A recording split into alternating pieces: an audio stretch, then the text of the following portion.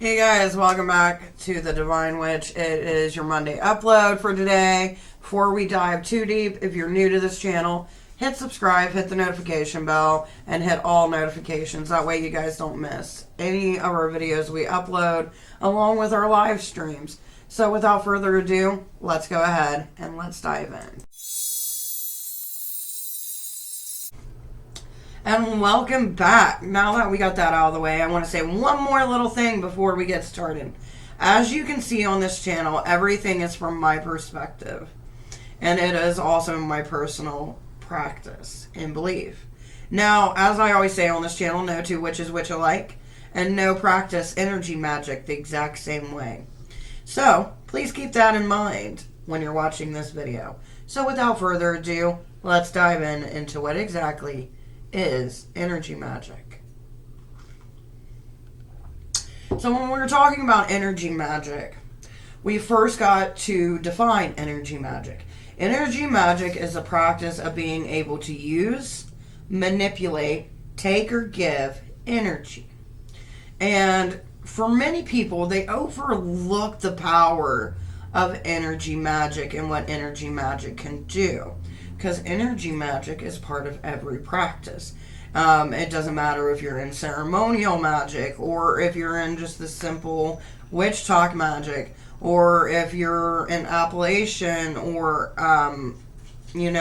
something that came from another country. Whatever type of magical practice you have, energy is one of the main components to anything and everything you're going to do within your magical practice. And if you think I'm wrong, let's dive into that. So let's look at the energies of the feminine and the masculinity. Okay? Those are two different energies. No matter how you slice it or dice it or not want to conform to it, those are the two energies that are present. And then sometimes those two energies become one energy. And that's where we get the entities or the gods or spirits that both hold both a masculine side and a feminine side.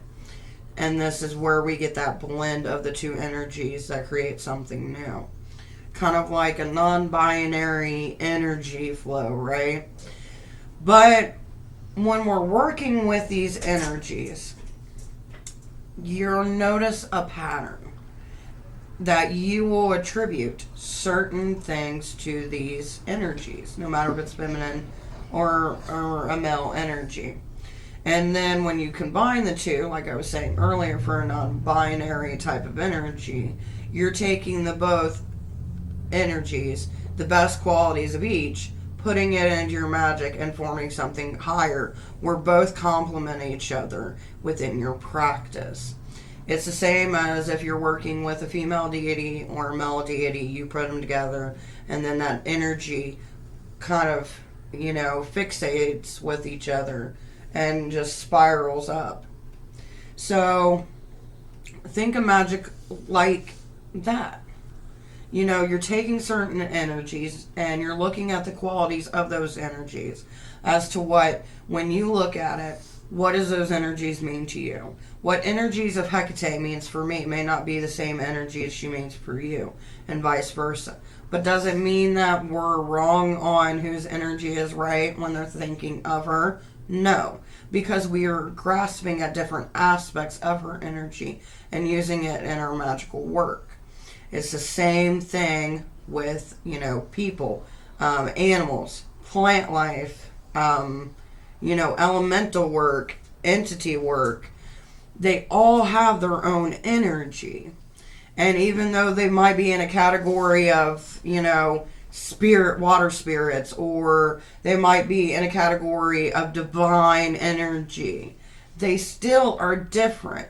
That's why, certain energies or certain entities have different attributes that have been, given to them as a characteristic. So, when it comes to energy magic itself, you first off, before you do anything in, your magical practice, what energies are you wanting to use? What is the energy you want to bring in? And what is it that you want to accomplish? What is the last, ingredient of energy, what is it going to make? It's almost like when you go to make a certain dish. You are bringing the energies of each ingredient in. And then once you put them all together, they complement each other so beautifully that you've got something new from something that had multiple energies. And that's how I personally like to see my magical practice, is where I'm taking different energies, no matter if it's an energy of a situation, energy of a certain thing, or my own energy. And I learned how to manipulate those energies and to bring them to my will. Now, when you're doing any type of taking energy in, always make sure you're ready for the energy that you're calling and bringing in. The reason I say this is because most people want to bring in energy that is stronger than what they are at this point in their path. So, they get a calling to a certain entity or deity or certain energy, and they want to bring it into their work.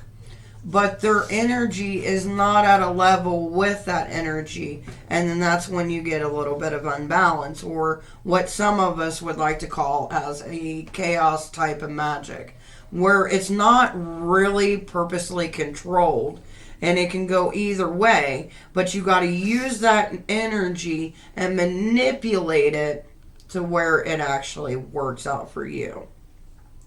And it's a hard task. I'm not saying that you shouldn't do it, because I feel like the only way for you to really grasp how to work with things is to actually work with them, whether or not your energy is up to that level or not. Because you can't progress in anything in life unless you do something you've never done before. So I'm a firm believer in that. So when you're going to go work with, let's say, deities, okay? We're going to do deity section right now. So you're going to go work with a deity. You want a certain energy. You've put your energy out to the universe and made a call. Now, when we talk about making the call, it's similar to when you actually make a call, but a little bit different, because you're putting it on all frequencies, not just one frequency. It's not like you got one direction for your call to go to. Your call is like a spider effect. Imagine, have you ever seen a windshield that spiders out from one little pebble? That right there is when you're making them universal calls. So even if it wasn't to a deity, if it was your magic or, just an energy you're looking for. Imagine you are that speck where that rock was. You threw it, and now it's doing the shatter effect, going every which way, right? That's the energy that you've created out there into the world. It is, you've made a call. It has no destination. But your energy itself will only go to where it needs to. So basically, it's the intent of your energy that calls to these certain deities, right? Because that's what you wanted. You were very specific about what it is you needed, what you felt like you wanted. And then that little speck, even though it's spidered out into all these different directions, not every direction that it's scattered to, you're going to receive a call back from. Now, if you want to be more in a direct line, and hey, I'm going to call on, let's say, Hecate, then you're not going to get that spider effect. You're going to get that direct line call effect, kind of like when we're calling a friend. But it's not like you hear them over the phone, you know what I mean? It's an energy perspective. And some people, that's how they start getting signs to work with Hecate, dreams of working with Hecate, things like that. And I use Hecate as an example because she is the one that I am truly devoted to besides Hades. So it's a perfect analogy, since Hecate videos have brought a lot of you guys here. Now, when we talk about that direct line of contact, or the scattering effect, as I like to call it, these are two special things to do with energy work for this reason. It doesn't matter what type of practice you're doing, it doesn't matter what kind of calls you're making out to the universe. I always like to see it in those two frames, okay? The first one being a direct line, like I said, the second one being a scatter effect to bring in the energy that I want versus the energy that I don't want. So by doing this, it puts in your mind, what kind of effect do you want? So whenever you're doing any type of magical practice or energy, ask yourself, which one do you want? A direct contact or the splatter effect, where your energy goes through all these different levels, all these different realms, and then you bring in a certain energy. So when, let's say the scatter effect is what you do, and you start bringing in these certain energies, right? You can't be afraid, because this is one thing that I see stop people from doing things, or stop people when they're midway through the process, is the fact that they will get scared. And when you get scared by what you call out, you're making yourself look shaky, like the water. You know what I mean? Like, there's no rhythm, there's no rhyme, you're just going with the flow, and then suddenly you hit a wall. And it's like, you can keep on crashing against the wall, but it's not going to work, you know what I mean? And when we do things, there is fear magic, don't get me wrong, because, you know, you can use your fear as a form of magic. But when you're trying to make a connection between you and a certain energy or a certain entity, and you show fear, you could possibly cut that tie of energy. Because imagine saying, hey, to a friend, hey, I want you to come over here. And then they get over and you never answer the door. It's kind of like that, you know what I mean? Like, all right, you asked for me to be here, but now you don't want me here. What's going on with you? And then that's where we get to the point where they have two options. Either one, they're going to walk away and be like, I ain't working with you, good luck. Or two, they are going to crumble your life down and rebuild it. And as they're rebuilding it, they're going to be like, it's me, it's me, it's me, it's me, it's me. You know what I mean? And that's how we get that rebuilding effect. And some people feel like, hey, they've always been around because everything happened, and then the next thing I know, I'm rebuilding myself. When in reality, they're the one that destroyed you, when they're rebuilding you to where you needed to be when you first called them. Now, when it comes to energy magic, you know, outside of a deity perspective, okay? Let's take coffee, for example, okay? Coffee itself has a bean that is associated with it. Now, when we think of coffee, and, you know, we all know it comes from a bean or can be grinded from a bean, you think of energy.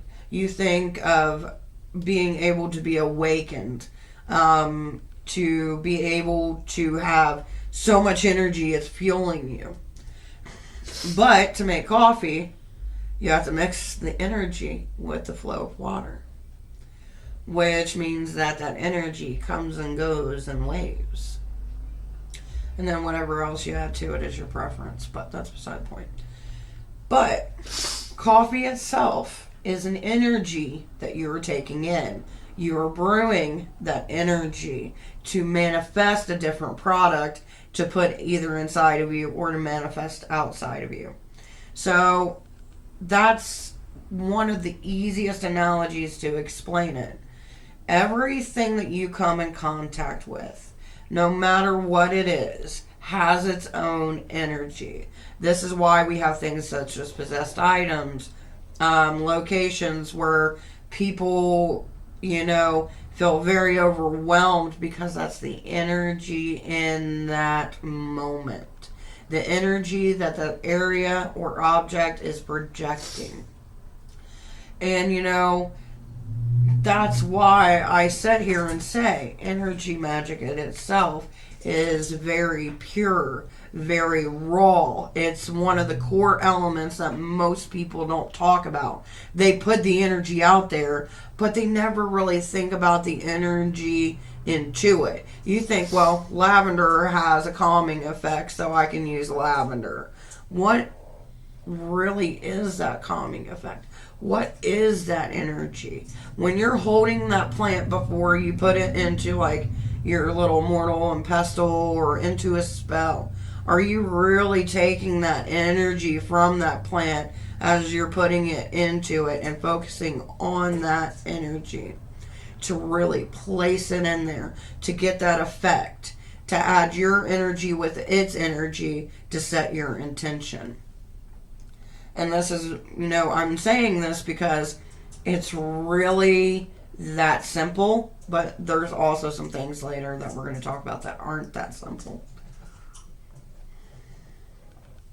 I just want you at this part in the video to recognize the tools that you choose to use in your practice.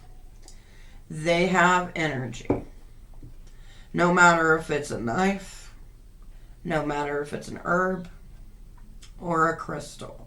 They all have an energy vibration that you can use, that you can manipulate and manifest and use it towards your desires. It's like if you use a sword to cut a circle open, but you use not a balsam because that's a broom. Well, I mean, you could use a broom to close your circle. It depends on your practice, I guess. But even though the energies are different, you're working with that energy. You've given it life from your energy and the energy it already had to give it a purpose. And see, when it comes to energy and purpose, that's when we start getting into the fun part of energy magic. Now, see, most people say when it comes to free will, you cannot alter one's free will. This is true. You can't really alter one's free will, but you can manipulate one's free will. Because see, there's always that little catch. That's all it is, manipulating one's free will to bring them onto your own free will. This is why things like love magic works. This is why getting a job works. This is why turning an enemy into a friend works. Because you're not taking away their free will. You're manipulating their free will. And that's the key difference. You can even draw people into you by using the energy that you have. And it's simple. And I'm going to give it to you right here on how to do it. You literally look at the individual you want. You pick the energy that you want to put out to them. So let's say you want the energy of come here. You stare at them. You pull that energy in. And you pull that energy in. And you pull that energy in. And then right when you get to a point where it feels almost like you're pulling the end of a string too far, let go. And then that's when they will come to you. They will follow that energy trail and they will be in your presence. Now what you decide to do with it after that, well, that's up to you. And for those of you who might be saying, oh yeah, right, try me. I've done it. I continue to do it. I bring people in through my energy. Not only through my knowledge and the things I'm able to do, but the energy I'm allowed to manifest for people. See, some people see me as a green type of energy. Some see me as a blue type of energy. Some see me as a mothering type of energy. And some see me as a force to be reckoned with. See, everybody will have their own opinions of you. And then that's when we get into chaos magic. See, chaos magic is being able to use those negative forces to work for you.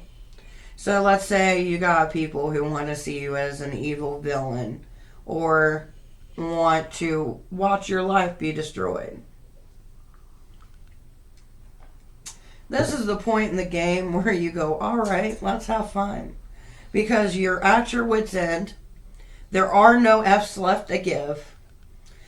And this is when you take their energy instead of your own. to manifest your desires. And this is how this works.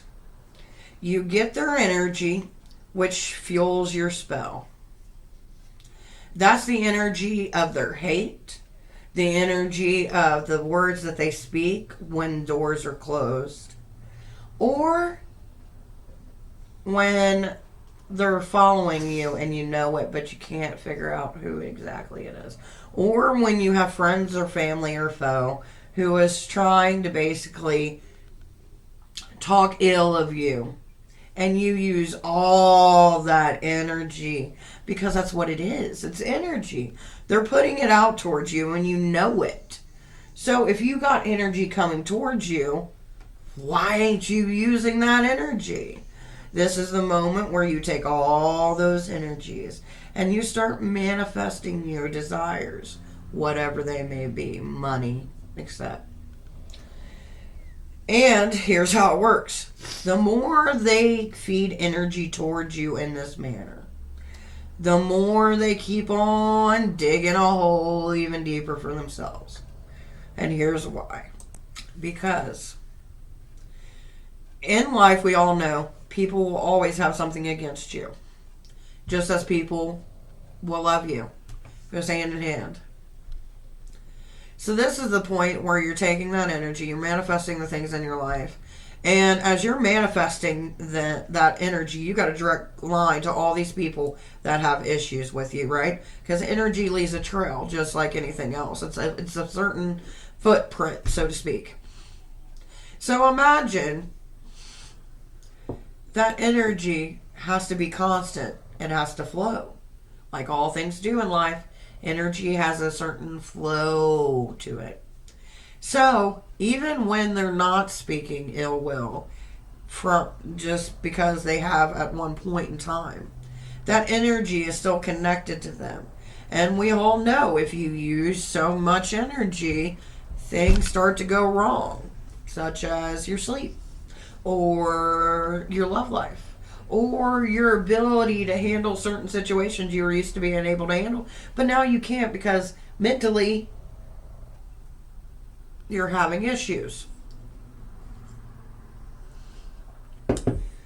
And this is where the conundrum comes in. Well, is this bad? Well, no, because they're going to keep on giving themselves energy. But there's only one way when it comes to what I do for them to stop putting their energy forth. And that's when I release it. That's when I know for a certain fact that this person's energy towards me has ceased. It has stopped. There is no fakery. There is no fuckery. They have learned their lesson. And then I take back and snap that cord. Because that's what it is. Snapping of a cord, an energy. Which, when people put certain energies out into the world, they don't realize that they have an energy signature like everything else in the world. You know, Jane's energy may be sweet and seductive, while Jason's energy is raw and emotional and yet grounded. And they have a different flavor, so to speak. So you know where the energies are coming from. Or have you ever been to the point to where you're in front of somebody and they're looking all nice and sweet and cordial, but you feel that energy of they want to run or they have hate towards you and they're just giving you that energy freely even though their face is not matching the energy they're putting forth? It's because they don't know how to conceal. Concealing your energy is time consuming. It can't be done with just an amulet or just a crystal. It has to be always in the back of your mind and something you think about to shield yourself and protect your energies from being used to being manifested in someone else's spell work. And that's the thing. If you don't think about it all the time and you're not really putting forth the energy to protect yourself, then you leave yourself open. It's just like if you do spell work against somebody and you're trying to cloak your energy to where you cannot be seen. At some point, you're going to let down your guard. And depending on how much magic or what type of magic you did towards somebody, eventually it can be seen. Because you can't keep that up all the time. Because your mind wanders, life comes into play. And then that's kind of where you get into the breakdown stage. And then there's also sleep. Your sleep patterns. So, these are all things that kind of work together when it comes to chaos magic. And it's even like, let's say if I walk into a room, right? I walk into a room, everybody is fighting, screaming, yelling. It's just going down. Like, you see a little toddler fly by and try to hit another little toddler. Because honestly, this is fictitious, so let's make it fun. Like little people fighting. It's great. Throwing candy, the whole 9 yards, right? That's the picture I want to set for you. And then you walk into the room. But when you walk into the room, you get a big smile because you know what's going on. It's chaos energy. So this is when you take the time to take the chaos energy and manipulate it. Let it cycle through you so you can use it at a later date. And change the situation. That's why some families say we have the peacemaker, or the one who stops the chaos, or brings the family together. That's a form of energy, magic, and manipulation. And if you know what you're doing, then you're going to have a lot of fun with it. So, yeah. Now, I've decided, because as all good witches do, a little bit of chaos today. So this is all I'm going to give you for today. But next week, we will go ahead and we'll dive into some of the more yearning questions that you guys have had about energy work and energy magic, and diving a little bit deeper, because why not get that energy of anticipation into our little video series here. So with that being said, remember to like, remember to subscribe, because next week we're going to dive deep into what kind of chaos you can make within your own magic. And always remember, no two witches witch the same.